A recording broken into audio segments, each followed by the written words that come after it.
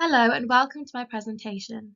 In this presentation, I will introduce you to my research which sought to find out whether or not the COVID-19 pandemic acted as an intervention in changing UK households' food shopping and consumption patterns.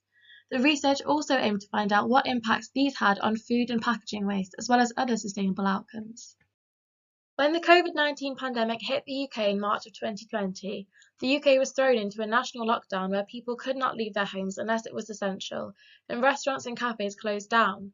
The food supply chains buckled under the increasing demand from consumers, leaving supermarket shelves empty, while upstream in the supply chain, reports of extensive food waste hit the headlines as its just-in-time approach failed. Ultimately, the new way of life in a lockdown changed the way consumers shopped, ate, and disposed of food. The main objectives of the research were to carry out primary research in order to explore how habits and values with food consumption and waste have changed with the ongoing COVID-19 pandemic, and also to evaluate how the new food consumption habits and their impacts on waste might lead to more sustainable practices in the future. To address the objectives of the research, 3 semi-structured, in-depth interviews were carried out with people from differing household demographics. This informed a questionnaire which was sent out via snowball sampling from multiple sources with differing socio-economic demographics and geographical regions in the UK. The questionnaire received 181 usable responses, which forms the main part of my findings. The findings were then applied to the social practice theory to understand what the future for consumption habits and thus waste could look like post-pandemic.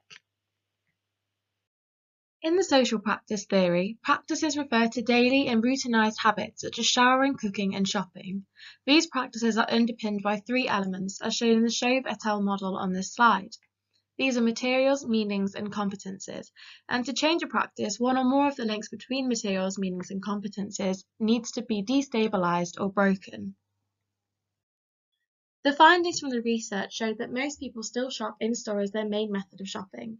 It was also shown that over twice the amount of people shop online via deliveries or click and collect services compared to before the COVID-19 pandemic. It was also reported there was larger and less frequent shopping trips and much more use of alternative local retailers. It was shown that there was decreased food waste from this, but increased packaging waste. However, it was also shown that more packaging waste was from recyclable materials, which shows that the outcomes were not wholly unsustainable. The research found that the reasons for people's shopping habit changes were mostly to abide by national and local rules and restrictions, for health and safety concerns of themselves and others, and also to maximise food utility within the house in times very uncertain in the pandemic. However, the research found that the reasons for the continuation of these new habits were different. These came more under reasons for convenience of online shopping, increased concern for protecting the environment in the pandemic, supporting local businesses and economies, new skills developed in the pandemic with shopping and cooking skills, and food sharing and donating of excess foods, as well as some reports of home growing.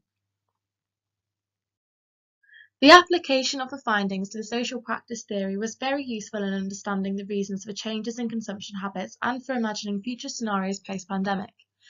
As the adapted model on this slide shows, aspects of COVID-19 such as the rules and restrictions and having more time at home to develop skills affected the links between materials, meanings and competences.